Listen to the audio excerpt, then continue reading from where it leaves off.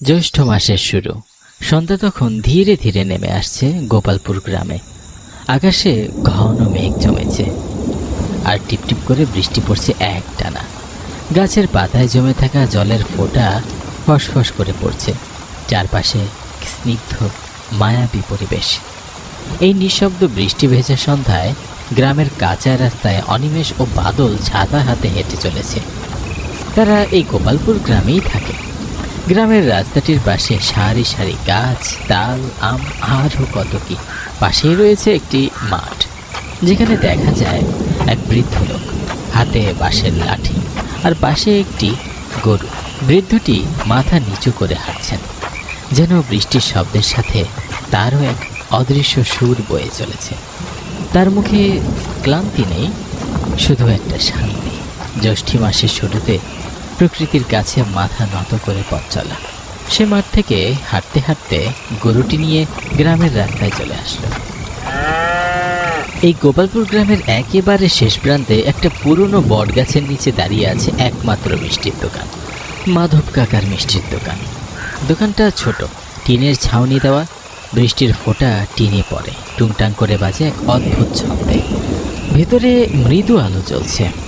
রোজ সন্ধ্যায়, বৃষ্টির দিনে হোক বা শুকনো, এখানে জমে ওঠে একখানা আসল আড্ডা, হাসি, গল্প। আজও তার ব্যতিক্রম নয়। চিরচেনা সেই বেঞ্চে বসে আছে প্রভাস আর দীপক, দুই পুরনো বন্ধু। জীবনের নানা বাঁকে হারিয়ে আবার এক সন্ধ্যায় এসে মেলে ধরেছে মনের কথাগুলো।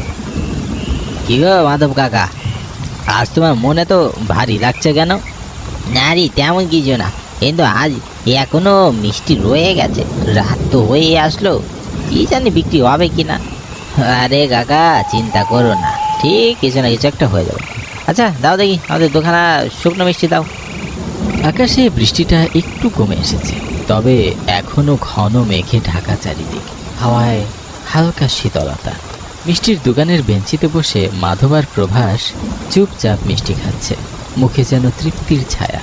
বৃষ্টির ছায়ায় ভেজা রাস্তাটা ধরে ছাতা মাথায় হেঁটে আসছে অনিমেষ আর বাদল। পা টিপে টিপে তারা এসে দাঁড়ায় ঠিক দোকানটার সামনে।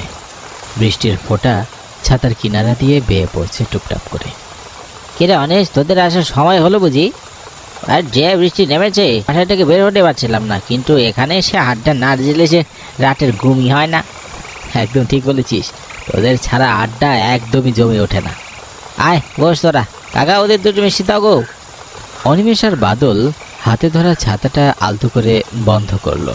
তারা দোকানের বেঞ্চে গিয়ে বসলো। মনে হচ্ছে দুজনেই যেন একটু শান্তির নিঃশ্বাস ফেলছে। দোকানটিতে দুজনে এসে প্রভাস ও দীপকের পাশাপাশি বসতেই যেন আড্ডাটা একেবারে জমে উঠল। চেনা মুখ, চেনা গল্প, আর এই একই হালকা হাওয়া আর হালকা বৃষ্টি, সব মিলিয়ে মুহূর্তটা গ্রামের প্রাণ খোলা বৃষ্টিময় সন্ধ্যা রাতের এক নিখাত ছবি। সেই মুহূর্তে যখন চারজনের আড্ডা ঠিক জমে উঠেছে, হাসির ফাঁকে মিষ্টির স্বাদ উপভোগ করা আর হালকা বৃষ্টির ছন্দ মিলেমিশে এক স্বস্তির ছবি আঁকছে, ঠিক তখনই দোকানের সামনে এসে থামল এক রোগা দুর্বল লোক। গায়ে মলিন ভেজা ধুতি, চোখ দুটো অস্বাভাবিকভাবে ফাঁকা, যেন দিনের আলো অনেক দিন দেখেনি। কাদামাখা পায়ে দাঁড়িয়ে রইল চুপচাপ। দোকানের আলো তার মুখে পড়তেই বোঝা গেল লোকটা বেশ অদ্ভুত, আর তার উপস্থিতিও যেন হঠাৎ করেই আড্ডার হাসিটা থামিয়ে দিল। বললি হ্যাঁ, তোমাদের কাছে 10 কেজি মিষ্টি পাওয়া যাবে? দাদা, এই গ্রামে এত মিষ্টি কে নেবে? রোজ যা বানাই তাই বিক্রি হয় না, আর 10 কেজি মিষ্টি বানিয়ে কি করব? আজ বানিয়েছি 5 কেজি, তার মধ্যে এখনও 3 কেজি আছে। এই 3 কেজি আমাকে দিয়ে দিন, আর কাল 10 কেজি বানিয়ে রাখবেন। আমি শহরে যাব, যাওয়ার সময় নিয়ে যাব। হ্যাঁ ঠিক আছে দাদা। মাধব একটু অবাক হলো, তবে রাজিও হলো, কারণ সে আগে কখনো এত মিষ্টির অর্ডার পায়নি। কিন্তু অর্ডারটি পেয়ে সে খুব খুশি, আর সে লোকটিকে 3 কেজি মিষ্টি দিল। লোকটি ঝিমঝিম বৃষ্টিতে দোকান থেকে মিষ্টি নিয়ে বেরিয়ে গেল। সেখানে বসে থাকা প্রভাস আরও সবাই অবাক হয়ে একে অপর দিকে তাকাতে লাগলো। তার কথা কি গম্ভীর? ঠিক তখনই প্রভাস বলে উঠল, কাকা, লোকটিকে কেমন যেন লাগলো না? আমার তো খুব একটা সুবিধার মনে হলো না। কি বাবু, আমার কাজ মিষ্টি বিক্রি করা। ও যখন বলেছে 10 কেজি মিষ্টি নিবে কালকে, তবে নিক। তবে তোরা জানিস, আমার এই দোকানের বয়সে সবচেয়ে বেশি মিষ্টি বিক্রি হবে। আর কি চাই? দেখো গো দাদা, তুমি এত খুশি হও না। প্রবাস যা বলেছে একদম ঠিকই বলেছে, তুমি একটু সাবধানে থেকো। চলো এবার আসি আমরা।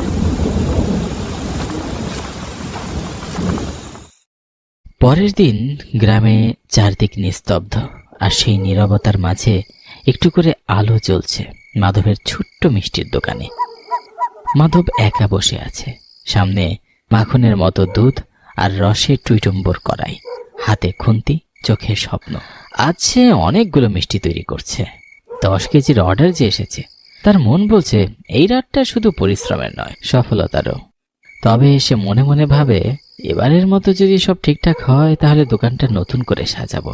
কিন্তু সে জানে না এই মিষ্টির গ্রানের সাথে সেদিন রাতের বাতাসে ভেসে বেড়াচ্ছে আরেকটা গন্ধ, অজানা, অদৃশ্য আর ভয়াল কিছুর আগমনের ইঙ্গিত। রাত পেরিয়ে গেছে, ঘড়ির কাঁটা বলছে এখন ঠিক 11টা। চারপাশে সব নিস্তব্ধ, শুধু একটা আলো জ্বলছে মাধবের ছোট্ট দোকানে। সেখানে সে একাই বসে। একবার রাস্তার এদিক তাকায় মাধব, আবার ঘড়ির কাঁটার শব্দে ফিরে আসে নিজের ভেতরে। চোখে ক্লান্তি, মুখে চিন্তার রেখা।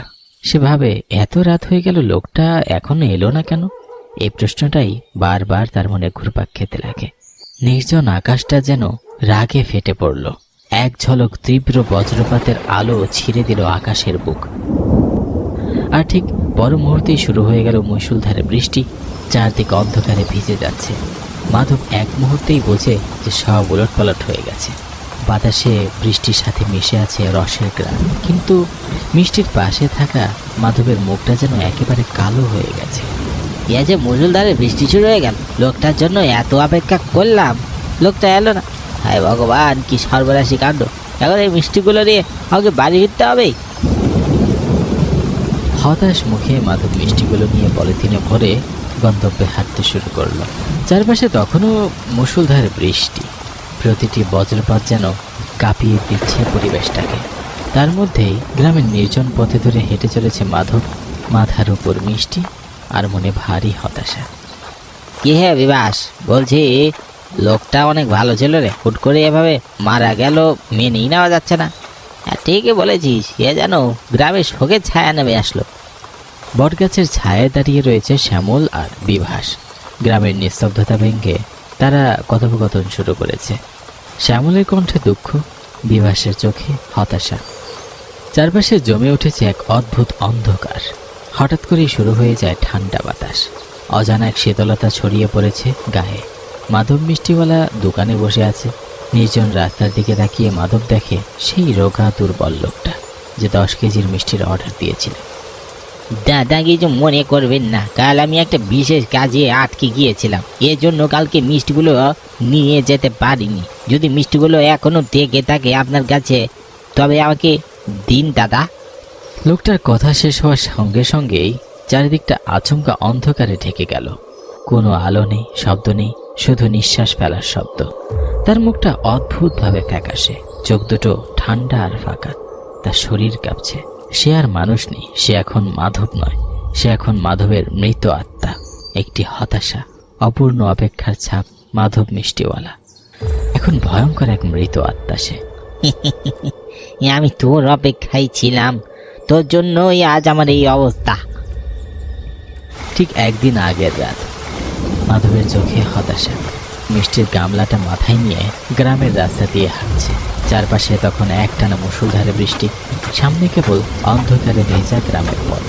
সে হাঁটতে থাকে, মাথায় গামলা, ভেতরে সেই 10 কেজি মিষ্টি, আর তার হৃদয়ের ভিতরে অপেক্ষার ব্যর্থতা আর অভিমান।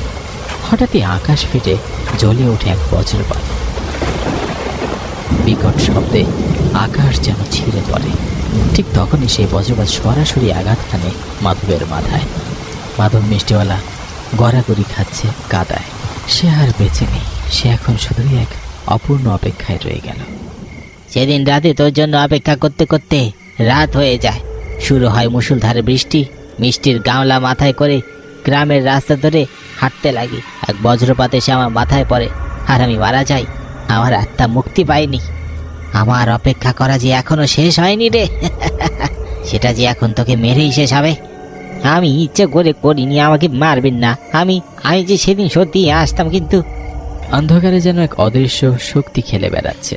মাধব যে আর মানুষ নয়, তার চোখ জোরে জ্বলছে আগুনের মতো। সে ধীরে ধীরে এগিয়ে আসে সেই লোকটার দিকে। তার কণ্ঠস্বর যেন পাতাল থেকে উঠে আসা শয়তানের হুঙ্কার। লোকটা তখন কাঁপছে, চিৎকার করছে, সাহায্য চাচ্ছে, কিন্তু সব শব্দ যেন হারিয়ে যাচ্ছে সেই দোকানের দেওয়ালের মধ্যে। আর ঠিক তখনই এক অদ্ভুত কায়দায় মাধব মিষ্টিওয়ালার আত্মা লোকটিকে মেরে ফেলে।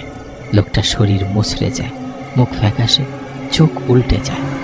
দোকানের ভেতরটা তখন নিস্তব্ধ। একটা মৃতদেহ পড়ে আছে মাটিতে, আর তার পাশে দাঁড়িয়ে আছে সেই মাধবের আত্মা। তার মুখে এক তৃপ্তির হাসি, আছে মুক্তির প্রশান্তি। তারপরে ধীরে ধীরে হাওয়ায় মিলিয়ে যায় মাধব মিষ্টিওয়ালার আত্মা।